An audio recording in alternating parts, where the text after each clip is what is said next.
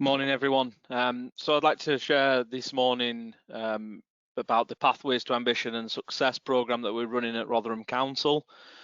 Basically the Pathways project is funded by the European Social Fund and the Housing Revenue and Accounts within the council. We're a team that are set up to help the people of the Rotherham Borough, so that's all residents, not just council residents, in their needs for employment, training and education. Before COVID, there was just one employment solutions officer that sat within the housing team at Rotherham Council. And since October 2020, this has expanded very quickly to a team of 11 because of the need and the success of that one individual as well. The team basically offers a wraparound support from those that have just recently left work and have never claimed benefits and have no awareness of support that is available, to those that may be longer term or need reskilling in a new sector. Thank you, Janet. So one of the things that people find most interesting about the project that we run is that it sits within the housing department of the council rather than maybe a revenue and benefits section. Now, this has allowed us, it's really opened up the opportunities, as I said earlier there, to reach people that are completely unaware or have newly become redundant or let go from their jobs, that are starting to fall into debt with their council tax or arrears on their rent, so that we can get in early and start to offer solutions and assistance to move forward. So there are 5 solutions officers in place whose role is to point them to employment and ready them with CVs and things such as that. And then the support element that look to the further barriers that are not necessarily as prevalent. And then in that team as well, we also have access to advocacy and appeals. So any one of our customers getting sanctioned or rejected on a benefit can go through our appeals officer for advice and assistance with an appeal. And we also have a pre-tenancy assistant attached to any of our applications to move into new housing, to ensure that that's affordable and they're able to sustain their tenancies. Thanks, Janet.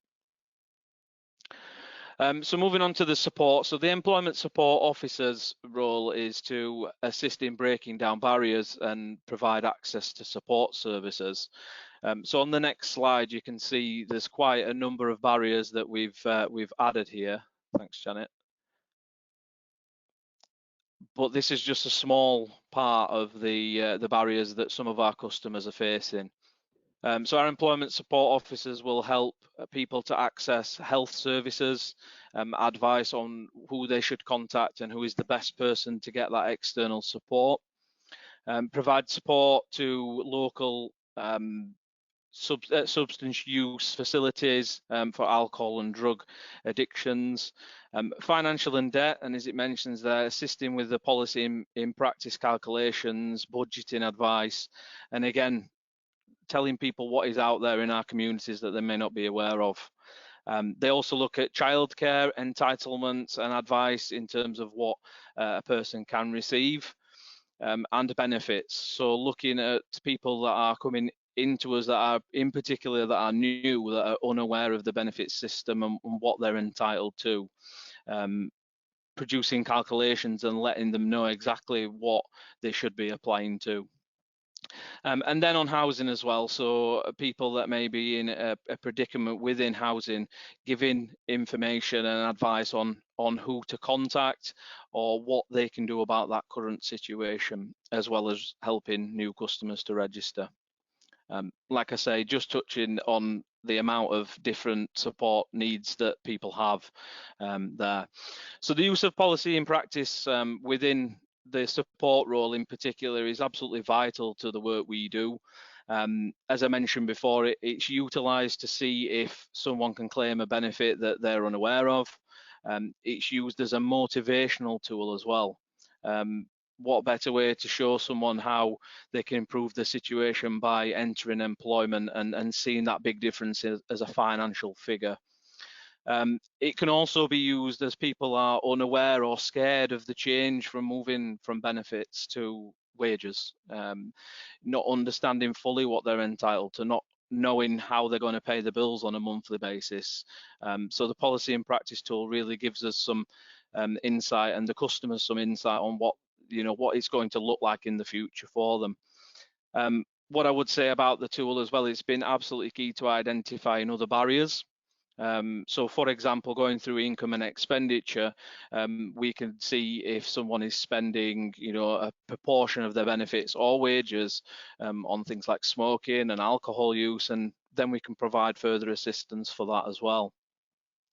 One thing that we do is all customers that enter employment will complete a calculation, and this is to assist them, as I mentioned earlier, in that move from benefits to wages and what they can expect to see as a difference. And then we can help them budget that move as well. Thanks, Janet. So moving on to the training and employment side. So myself as an employment solutions officer, it's about helping the people of Rotherham to access learning and training, in particular to maybe upskill from a COVID situation where they've been in work and their current sector is now decimated and very difficult to get back into, and we've got to look at how we can upskill and reskill the people of Rotherham to access new opportunities that they may not have considered before. It's also looking at identifying suitable volunteering and work experience for those without experience currently, and moving through your employability training on CVs, preparing for interviews, that kind of thing as well. It's also about looking at where we can attach some of our funding to help individuals in their first couple of weeks at work as they're managing that transition from benefits, or to access IT in order to be able to upskill themselves online whilst face-to-face training is closed.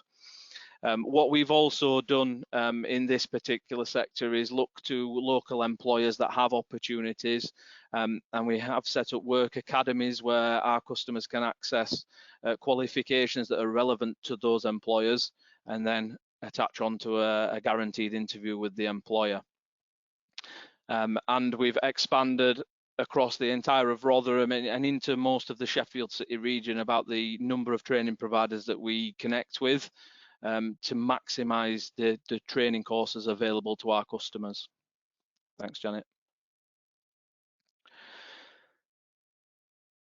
So as you can see, and I think Zoe touched on it earlier, up to 7.6 million jobs at risk and 9 million people furloughed. We've seen a huge increase, particularly in 2021, as goes with the figures of the number of customers getting in touch with us and the referrals coming through all the systems that we use. It's, I think the support that we offer now is going to be more vital than ever moving forward into the summer, and as particular job markets start to open back up and vacancies become more available, helping the people of Rotherham to stand out in their applications is going to be vital. Thanks, Janet. So we support everyone within Rotherham of any background, of any experience, in order to try and help them find work. Things have been tough during COVID, and a lot of things have changed in how people look for work and interviews via computers and things like that. So this slide is looking at basically saying we provide the opportunities for everyone, and we will try to find ways of assisting people to access what they need. Thanks, Janet. So touching on that as well, we work in the community. We've expanded our connections with just a few, again, of the partnerships that we have running at the moment, as well as your job centre, DWP, and that kind of connections as well.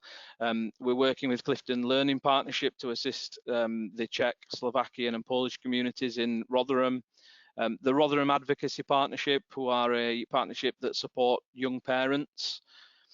The Rotherham United Community Sports Trust, who support between 18 and 24-year-olds in helping them reduce the barriers. We're working in connection with them as well. The Lighthouse Women's Community over in Worth-upon-Dearne that help to support survivors of domestic abuse.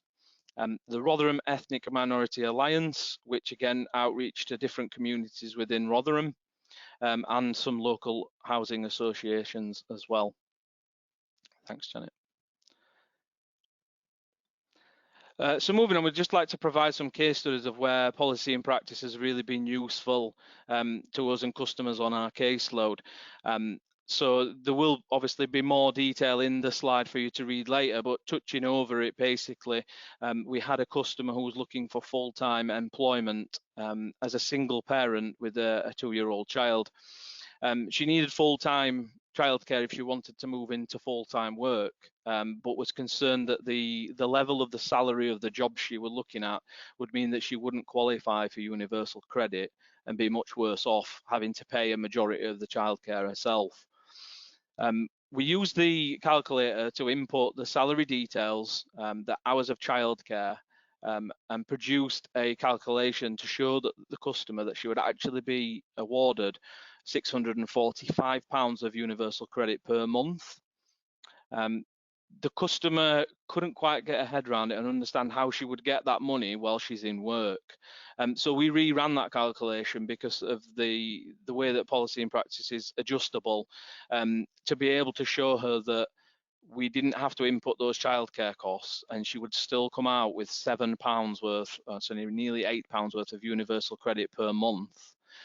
Without taking into account the childcare costs. So the customer was able to sort of separate the childcare and universal credit, which helped her to have the confidence that she could move forward and start applying for work. Thanks, Janet. A second study is one that we've done in advance of some Kickstart opportunities that are going to be with Rotherham Council. And those are going to be available to our 18 to 24-year-old customers, many of which may not have reached into employment before. So maybe on benefits and moving out of universal credit for the very first time and unsure of how that's going to work. We've readied calculations based across, different measures, whether the customer is living alone with a young family or with the parents. The one involved in the case study example here is someone living with their parents that does not have an housing cost.